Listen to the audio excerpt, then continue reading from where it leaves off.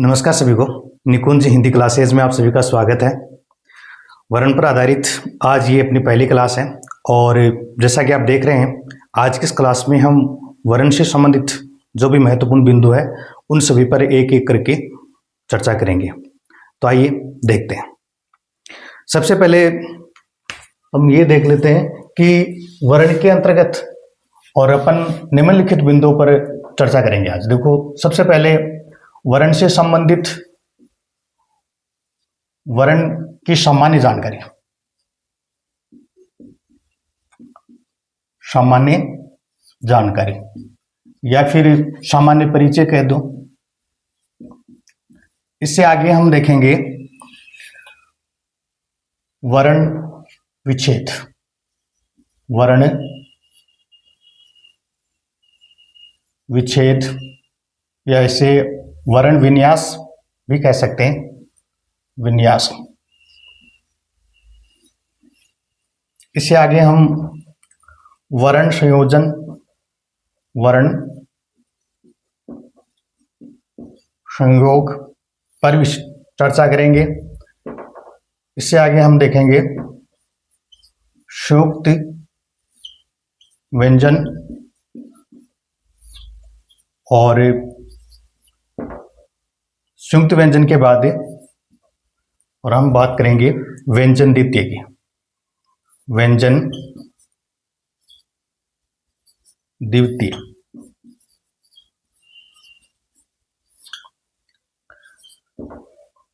इनके बाद हम वर्ण क्रम की बात करेंगे कि हिंदी वर्णमाला के अनुसार कौन सा वर्ण किस क्रम पर आता है, सबसे पहले कौन सा आता है और सबसे बाद कौन सा आता है। और अंत में हम देखेंगे वर्ण वर्गीकरण, वर्ण वर्गीकरण, वर्ण वर्गीकरण। तो सबसे पहले हम वर्ण की सामान्य जो जानकारी है उससे क्लास की शुरुआत करते हैं और उसके बाद एक एक करके हम आगे बढ़ेंगे। तो सबसे पहले हमारे सामने प्रश्न ये उभर करके आता है कि वर्ण से क्या तात्पर्य है, वर्ण से क्या तात्पर्य है या वास्तव में वर्ण है क्या। मैं आप लोगों की जानकारी के लिए बता दूं कि इस क्लास का लेवल बिल्कुल जीरो है और जीरो से लेकर हम आगे तक बढ़ेंगे। तो वैसे वर्ण जो टॉपिक है ये आपके पटवारी, ग्राम सेवक, REET, first grade, second grade, यानी कि हर छोटी से छोटी भर्ती से लेकर के आरएस और आईएएस तक, यानी कि आरएस, आरपीसी और यूपीएससी की जो परीक्षा हैं वहां तक यहाँ से प्रश्न किए जाते हैं। तो इसे आप इतने हल्के में मत लेना। और हिंदी का ये यूं कहिए कि मूल या मौलिक जो टॉपिक है, अगर हम वर्ण को अच्छी तरह से नहीं जानेंगे तो फिर हम भाषा को हम नहीं सीख सकते। और किसी भी विषय की भाषा को जानने के लिए जरूरी होता है हमारे लिए इस भाषा की हम व्याकरण को अच्छे से जाने। तो ये देखते हैं वर्ण, वर्ण किसे कहते हैं। तो ये देखिए आप, अगर हम वर्ण की बात करें तो परिभाषा के रूप में देखना आप, मानव मुख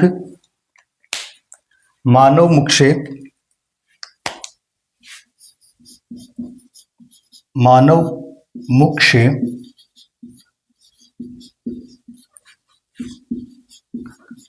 निकलने वाली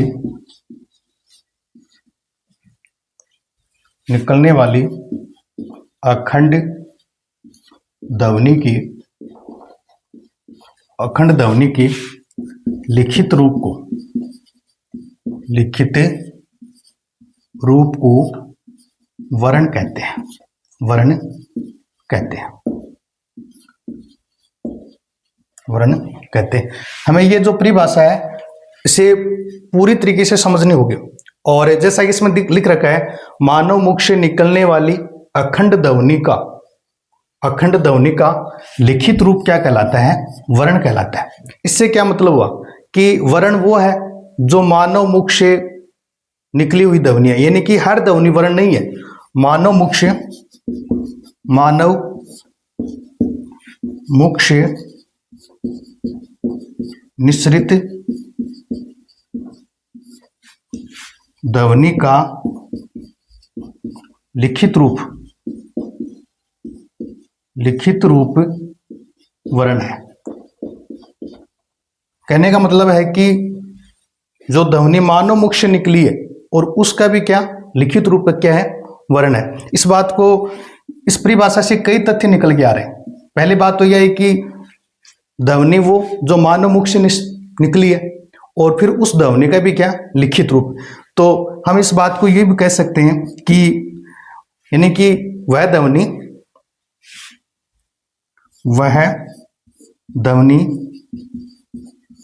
जिसका उच्चारण अवयवों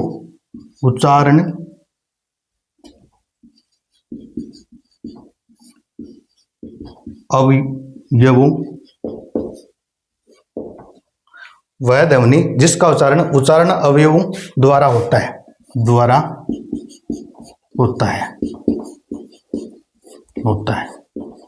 और तीसरी बात क्या है इसमें, अखंड। ये देखिए आप, यानी कि ध्वनि वर्ण है, ये क्या है, अखंड है। वर्ण क्या है, अखंड है। अखंड है। अखंड का मतलब होता है जिसके और टुकड़े ना हो, जिसे और विभाजित नहीं किया जा सकता है, वो क्या है, अखंड है। तो दोबारा समझने की कोशिश करना, मानव मुख से निकलने वाली अखंड ध्वनि का लिखित रूप क्या कहलाता है, वर्ण कहलाता है। इससे आगे हमने देखा है कि वर्ण वो है जो मानव मुख से निश्रित है और जिसका उच्चारण अवयवों के द्वारा होता है और फिर वो लिखित रूप है, ये क्या है, वर्ण है। कहने का मतलब है कि मानव मुख से निकलने वाली जो ध्वनि है और उस ध्वनि को हम लिखित रूप दे सकते हैं, यानी कि उसको लिख सकते हैं, तभी वो वर्ण है। क्योंकि मानव बहुत बड़ा कलाकार है और अपने मुख से ऐसी ऐसी ध्वनियां निकाल सकता है जिसको हम लिख करके व्यक्त नहीं कर सकते। और यदि हम लिख करके व्यक्त नहीं कर सकते तो इसका मतलब क्या हुआ कि वो वर्ण नहीं है। यही हमें इसमें समझना। और फिर हमने देखा कि वर्ण क्या है, अखंड होते हैं। अखंड का मतलब जिसके और टुकड़े नहीं किए जा सकते। और ये और देखिए आप कि वर्ण को हिंदी में अक्षर भी कहा जाता है। अक्षर भी कहा जाता है,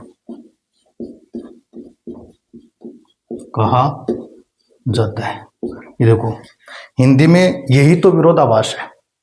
अक्षर का मतलब क्या होता है, पहले हमें एक बार अक्षर का मतलब समझना होगा कि एक ही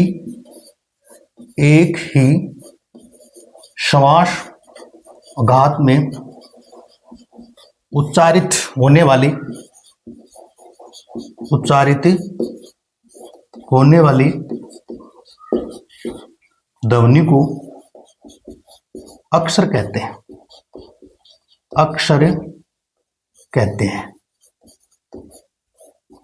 ये देखना आप,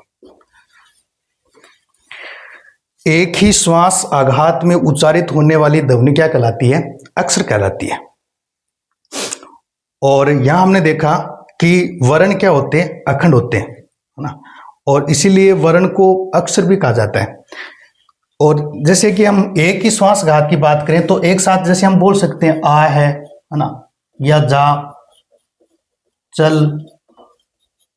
है ना, पढ़, तो ये सभी क्या है, ये सभी अक्षर है। यानी जिस ऐसी ध्वनि जो एक ही श्वास आघात में उच्चारित हो और जो खंडित न हो, वो क्या है, वो अक्षर है। अपने भारतीय दर्शन शास्त्र की बात करें तो अक्षर है ये ब्रह्म का पर्याय माना गया है, क्योंकि ब्रह्म वो भी क्या अखंड है ना। तो ये थोड़ा सा हमें समझना होगा, वर्ण और अक्षर, है ना।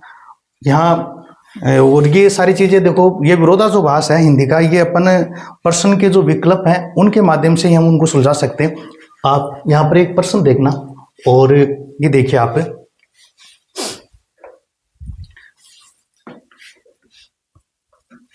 ये देखो आप,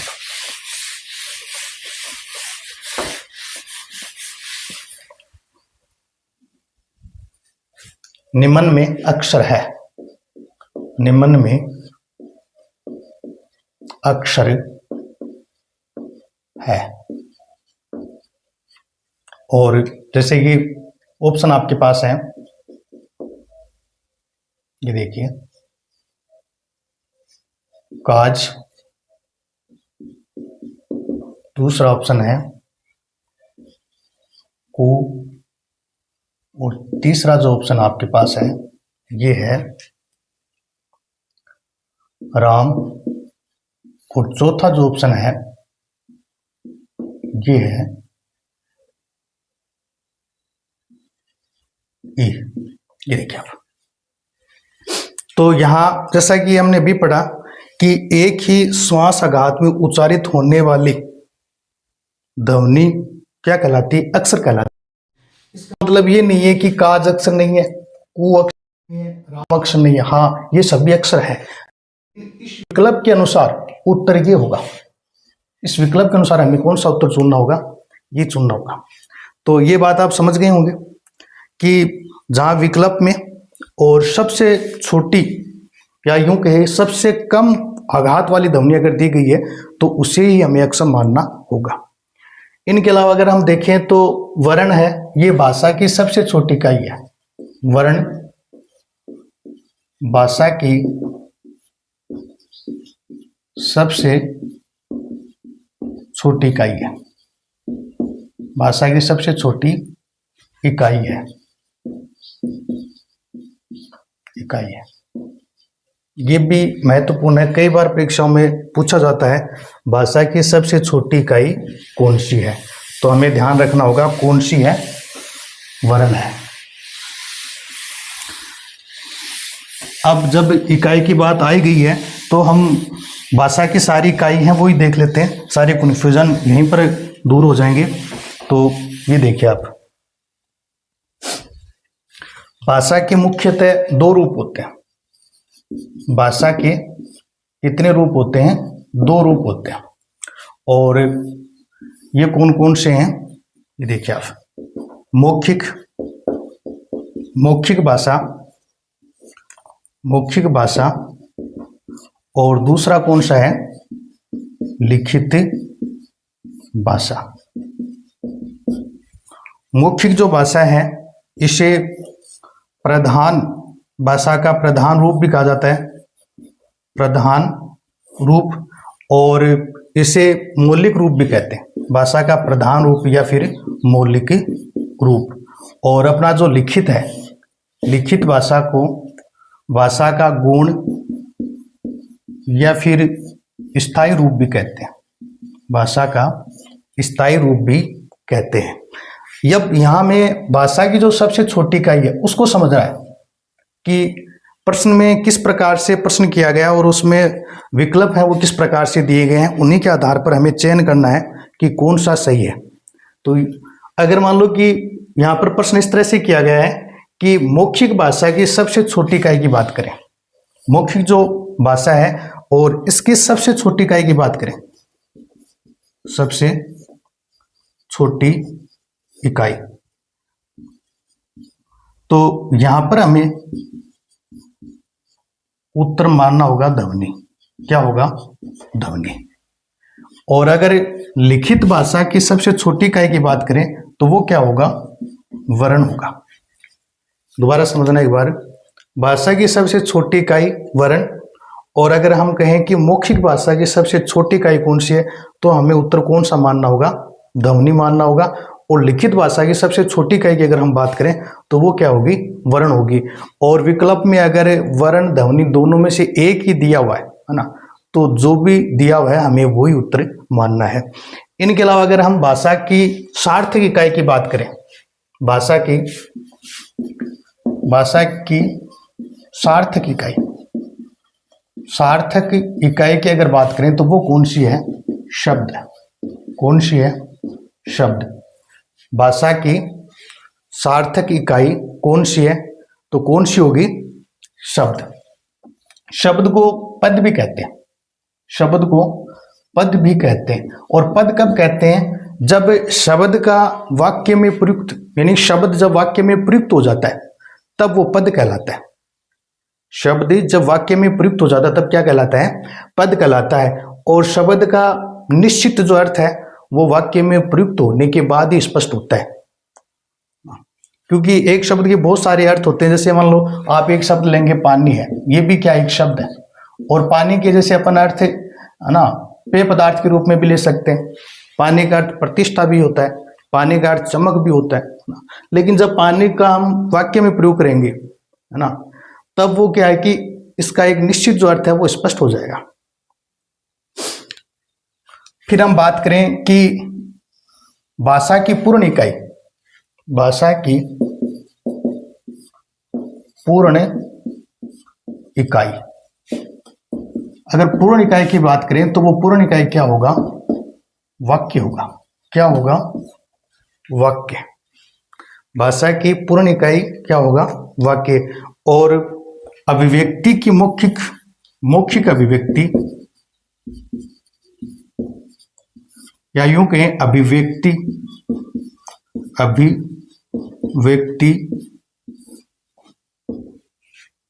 की सबसे छोटी इकाई, तो ये भी क्या होगी? वाक्य होगी। वाक्य। हमने अभी तक जो जाना है कि वर्ण है वो भाषा की सबसे छोटी इकाई है। फिर हमने देखा कि भाषा के मुख्यतः दो रूप होते हैं, मौखिक और लिखित। मौखिक जो भाषा है ये भाषा का प्रधान रूप है, यही भाषा का क्या है? मौलिक रूप है। और लिखित जो भाषा है ये भाषा का गुण और भाषा का स्थायी रूप है। फिर हमने देखा कि मौखिक भाषा की सबसे छोटी इकाई क्या होती है? ध्वनि होती है। और लिखित भाषा की सबसे छोटी इकाई क्या होती है? लिखित भाषा की सबसे छोटी इकाई वर्ण होता है। फिर हमने देखा भाषा की सार्थक इकाई की बात की, तो सार्थक इकाई क्या होती है? शब्द होती है। और शब्द जब वाक्य में प्रयुक्त हो जाता है तब वो पद कहलाता है ना। और क्योंकि शब्द जब वाक्य में प्रयुक्त होता है और प्रयुक्त होने के बाद ही शब्द का निश्चित जो अर्थ है वो स्पष्ट होता है। फिर हमने देखा भाषा की पूर्ण इकाई, तो भाषा की पूर्ण इकाई क्या है? वाक्य है। और मौखिक अभिव्यक्ति की सबसे छोटी इकाई कौन सी है? वाक्य है। आइए अब हम देखते हैं। तो ये तो था वर्ण का सामान्य परिचय, और अब हम जानेंगे कि वर्ण विच्छेद या वर्ण विन्यास क्या है। वर्ण विच्छेद या वर्ण विन्यास, तो ये देखिए आप, वर्ण विन्यास, वर्ण विच्छेद, वर्ण विच्छेद या वर्ण विन्यास, इससे क्या मतलब है? वर्ण विच्छेद यानी कि वर्ण में जो स्वर लगा होता है उसको अलग करना क्या कहलाता है? वर्ण विच्छेद कहलाता है। कहने का मतलब है कि व्यंजन जो होते हैं वो स्वर के योग से ही लिखे जाते हैं और स्वर के योग से ही उनका उच्चारण होता है।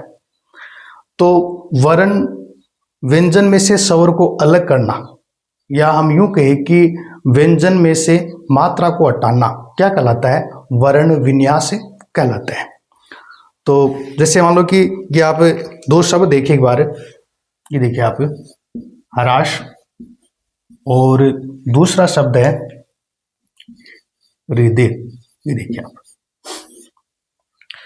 अब यहां से हम इनको अलग करेंगे, तो ये देखिए यहाँ सबसे पहले है और फिर देखिए रे, और रे के बाद में ए, फिर शय, और शय से अलग करेंगे मात्रा ए। ये क्या हो गया? हरास का वर्ण विच्छेद हो गया। ये देखिए आप, यहाँ पर एक चीज आपको जाननी होगी कि रे के कई रूप है। रे के देखो, जैसे एक रे है वो रेफ वाला इस तरह से ऊपर लगता है, और जैसे ये देखिए करम, यहाँ पर रे इस तरह से लगता है, एक करम होता है, यहाँ रे इस तरह से लगता है ना। तो एक रे का ये रूप है ना, जो बीच में आता है शब्दों के, या पूरा है। तो हमें ये ध्यान में रखना होगा कि जो भी वर्ण के नीचे जो अक्षर लिखे होते हैं, देखो यहाँ पर हमने ए की जो मात्रा वो रे से अलग की है, ए की मात्रा कहाँ से लगी है? रे से की है, क्योंकि यहाँ है पहले से ही आधा ही है, बिना शवर के ही है के अंदर किसी प्रकार की कोई मात्रा नहीं है। और आपको ये ध्यान रखना होगा कि जो अक्षर दूसरे अक्षर के नीचे लिखे होते हैं, मान लो कोई भी अक्षर है और वो किसी अक्षर के नीचे लिखा हुआ है, तो जो नीचे लिखा हुआ जो अक्षर है वो तो क्या होगा? शवर सहित होगा, उसमें मात्रा का योग होगा, या हम यूँ कह सकते हैं कि उसमें स्वर का योग होगा।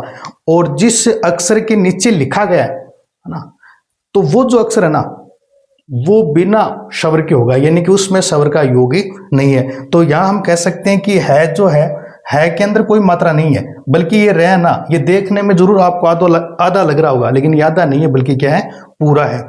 और इसी प्रकार से हम हृदय में देखेंगे तो ये देखिए आप, है और फिर यहां से हमने री, फिर द, और द से हम अलग करेंगे ए, और फिर ये और ए। तो इस प्रकार आप वर्ण विच्छेद है वो कर सकते हैं। और एक बार और देख लेते हैं हम एक दो शब्द को, फिर हम आगे बढ़ेंगे। ये देखिए आप,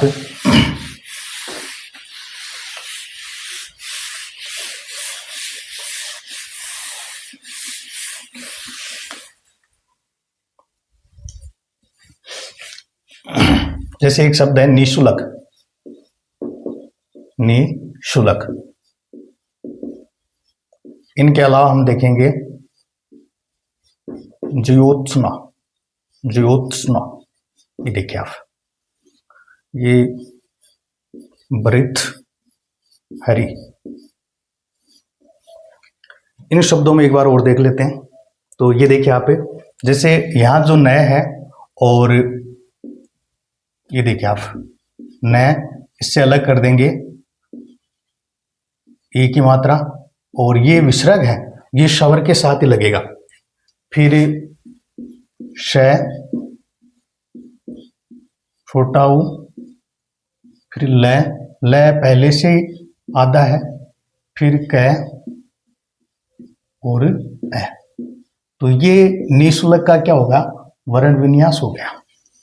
इसी तरह से यहां देख लो आप, तो ज, फिर ये और